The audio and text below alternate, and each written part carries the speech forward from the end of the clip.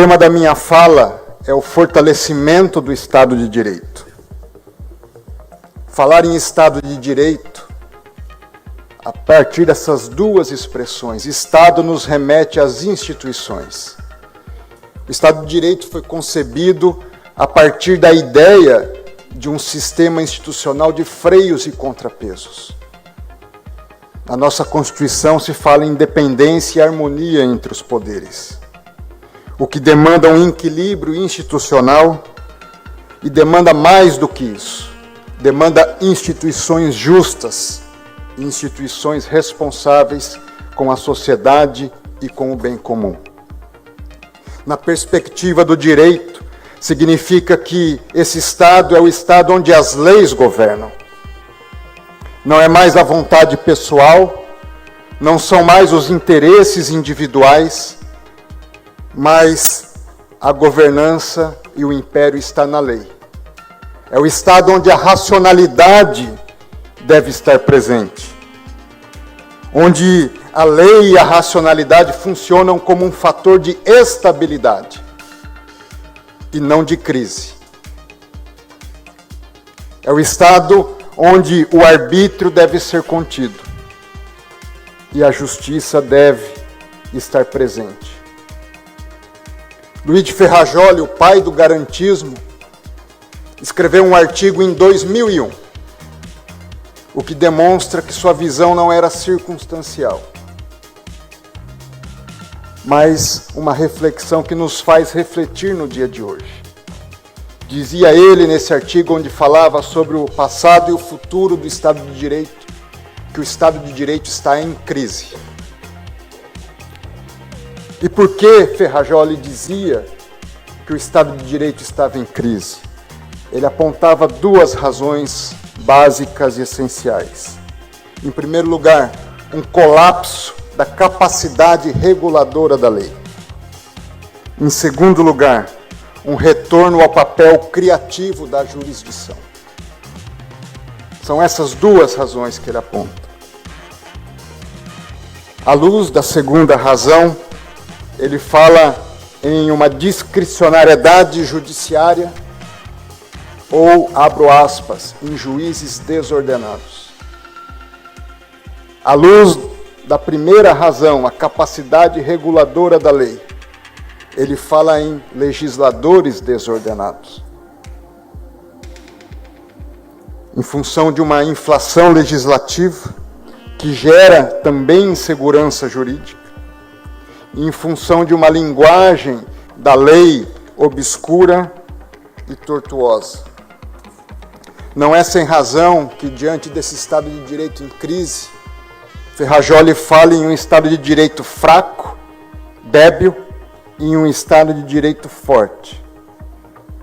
O débil é aquele onde apenas formalmente um Estado de Direito. Há as instituições, essas instituições estão presentes, mas há uma crise entre poderes, de respeito à divisão dos poderes, e há uma crise no respeito aos direitos fundamentais e ao justo processo. Por isso que o Estado de Direito forte é onde, ademais da presença das instituições, essas instituições funcionam como um fator estabilizador da sociedade. E diante dessa constatação de Ferrajoli, eu aponto 5 elementos que eu considero fundamentais para o fortalecimento do Estado de Direito. Em primeiro lugar, o fortalecimento do Estado de Direito passa por haver instituições justas. Não basta o desenho das instituições. Essas instituições precisam ser materialmente justas. E como identificar as instituições justas? Essas instituições, elas demandam a caracterização a partir de ao menos 5 perspectivas. A escolha unânime de princípios básicos de justiça feitas num contrato social. Nosso contrato social é a Constituição.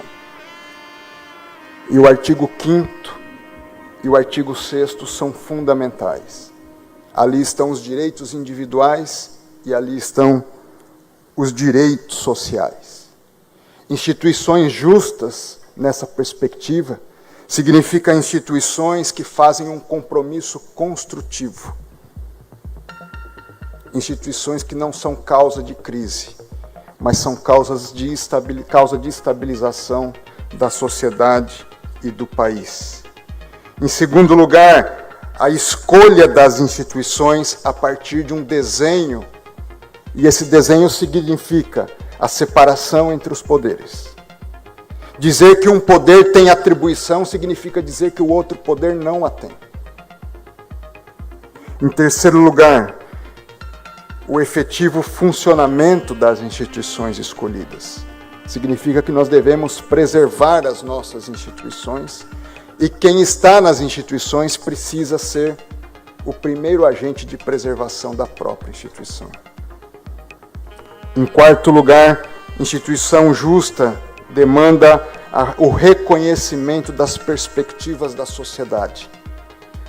Saber o impacto das suas decisões, das suas políticas no âmbito da sociedade.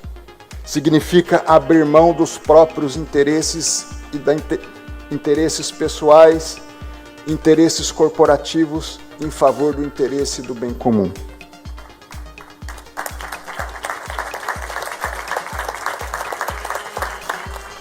E em quinto lugar, significa que se algo não está dando certo, é preciso haver uma reflexão séria de reforma das instituições. Não apenas uma reforma administrativa, mas uma reforma do Estado, que perpasse executivo, legislativo, judiciário, Tribunal de Contas, agências reguladoras, a fim de haver estabilidade e organicidade na sociedade brasileira. Segundo ponto, além de instituições justas, o fortalecimento do Estado de Direito passa pelo fortalecimento do princípio da legalidade. Ferrajoli fala que, dentro da crise do Estado de Direito, há uma crise do princípio da legalidade. Diz ele que expressões como princípio da legalidade ou reserva da lei, hoje fazem cada vez menos sentido. Por isso ele aponta que o reforço e não a dissolução do Estado de Direito dependerá da refundação da legalidade. Assim haveria a prevenção do arbítrio e a garantia da racionalidade jurídica. Karl Mannheim, sobre o princípio da legalidade, diz que a verdade democrática é a verdade tal como emerge da vida em comum. Por isso, a ninguém pode ser permitido sabotar os acordos comuns. Promulgamos nossas próprias leis. Por isso é um contrassenso nos opormos a esses acordos ou abalar os alicerces que garantem o seu funcionamento.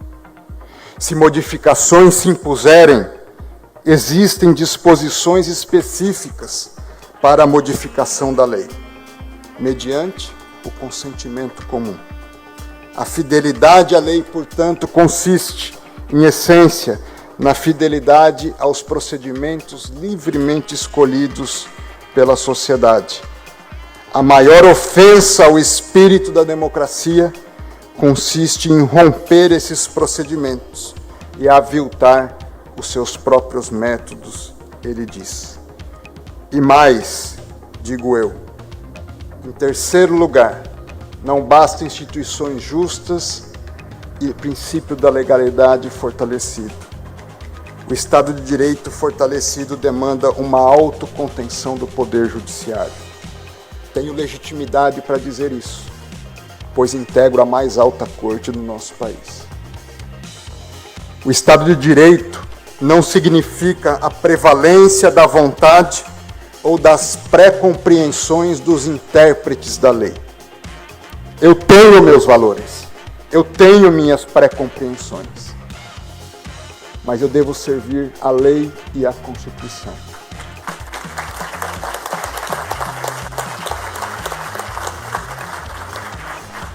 O que significa que o judiciário não pode ser o fator de criação e inovação legislativa.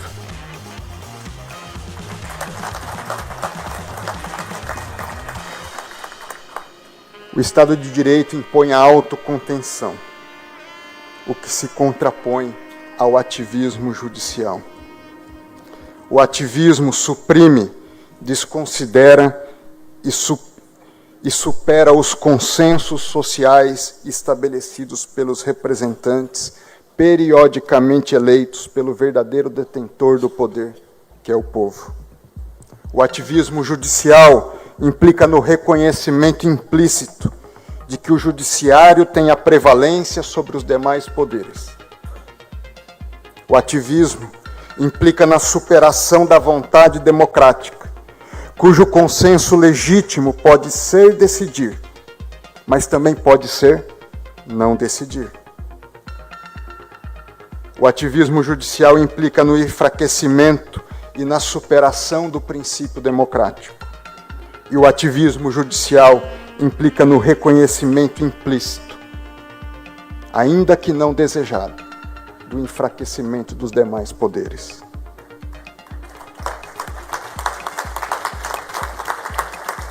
Se é verdade que o Estado de Direito forte, que nele o judiciário tem a prerrogativa de dar a última palavra, e essa é uma verdade, mas no Estado de Direito forte, o Poder Judiciário não tem a prerrogativa de dar a primeira e a última palavra. Essa situação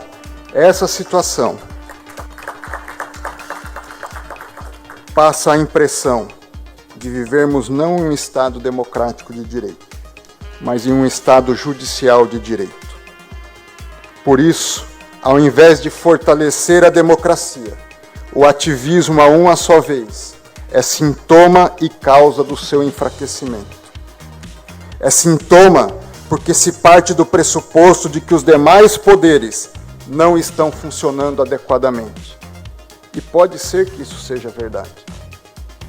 Mas também é causa, porque impede o indispensável amadurecimento dos demais poderes, que se sentem desobrigados a assumir as suas próprias responsabilidades, a partir das legítimas pressões exercidas pela sociedade, a fim de legislarem, ainda que tomando decisões difíceis, e a fim de construírem por o bem comum. Mas também, em quarto lugar, o fortalecimento do Estado de Direito passa pela garantia do justo processo. O justo processo impõe apenas ao menos 2 níveis para as vozes presentes na sociedade. Em segundo lugar, além da imparcialidade, o justo processo demanda uma avaliação racional e reflexiva. Amartya Sen, ganhador do Prêmio Nobel da Paz, Prêmio Nobel de Economia e autor de um livro, A Ideia da Justiça, diz que a justiça é uma questão de racionalidade, que a análise correta demanda a consideração dos interesses nacionais numa perspectiva global, demanda uma atuação responsável e demanda a consideração mais ampla possível do bem comum e do interesse público. Dentro dessa perspectiva, eu passo para o quinto elemento que eu considero fundamental para o fortalecimento do Estado de Direito. Que o fortalecimento passa pela garantia das liberdades básicas do cidadão. Garantir as liberdades básicas significa que ninguém pode ser obrigado a fazer ou deixar de fazer algo, senão em virtude de lei. É o que diz a nossa Constituição. Significa que se deve garantir a livre iniciativa e o empreendedorismo sem intervencionismos indevidos, não justificados, ilegais ou desproporcionais. Significa que a regulação do setor privado visa, de forma conjunta e recíproca, incentivar o desenvolvimento do setor regulado e, ao mesmo tempo, garantir que esse serviço seja realizado com qualidade e respeito ao direito dos seus usuários. Significa garantir que os cidadãos possam livremente se expressar e emitir suas opiniões, defender suas ideias sem censura direta ou indireta, isto é, sem medo de serem perseguidos por suas falas públicas ou de terem suas falas privadas expostas de maneira ilegítima. Nesse sentido, o ministro Celso de Mello, quando do julgamento da reclamação 18.566, deixou registrado que em diversas ocasiões ou diversas decisões que o exercício da jurisdição não pode converter-se em uma prática judicial inibitória, muito menos censória da liberdade constitucional de expressão e de comunicação. Isso não tem apenas uma dimensão privada. Liberdade de expressão não é apenas uma dimensão de um direito individual. Ele tem uma dimensão pública. Porque sem liberdades de expressão e de opinião, não há democracia.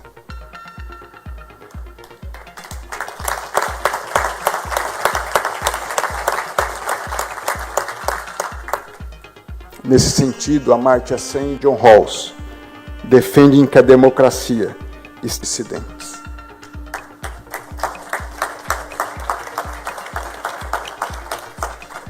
Assim, a democracia está diretamente relacionada ao livre exercício da razão pública. Não há democracia se as liberdades de expressão e de opinião estão cerceadas de maneira direta ou indireta. Eu concluo.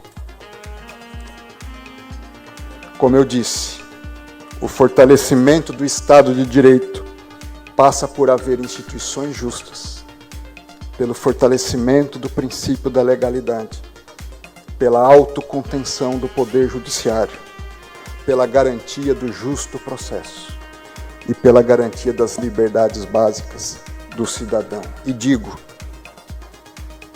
para isso, nós todos, precisamos fazer um compromisso público de que o bom juiz, ele tem que ser reconhecido pelo respeito, não pelo medo. Que as suas decisões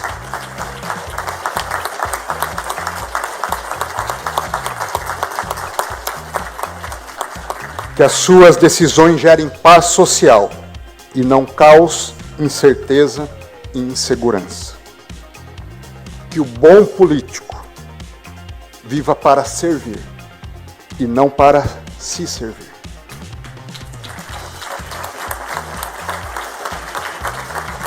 E que as suas ações busquem o bem comum e não o próprio bem. Que o bom empresário busque empreender para gerar bem-estar para si e também para os seus colaboradores e para o país. Que ele atue para dar sentido à sua própria vida e não para valer-se da vida dos outros. E que nós todos, com bons propósitos e espírito público, mudemos não só a nossa própria história, mas com ela, juntamente, a história de um povo e de um país carente de grandes líderes. Que Deus nos abençoe. Queridos amigos e seguidores, venho aqui com um pedido especial. Nosso canal foi desmonetizado. Se vocês gostam do que fazemos e acreditam no nosso trabalho, considere nos apoiar a partir de R$1 neste QR Code via Pix, ou adquira algum produto de nossa loja. Cada pequeno gesto de apoio faz uma diferença enorme. Nosso conteúdo é de graça e sempre será. Nos apoie. Muito obrigado!